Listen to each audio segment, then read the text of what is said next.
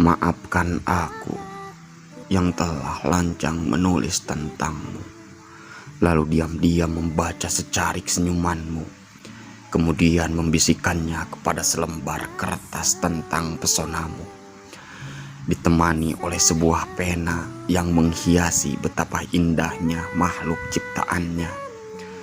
Maafkan aku yang hanya bisa menulis tanpa bisa mengungkapkan, yang hanya bisa berbicara tanpa bisa menatap, dan jika bertemu kerap kali menunduk. Sungguh maafkan aku. Maafkan aku jika aku mencintaimu tak seromantis anak muda yang kamu lihat.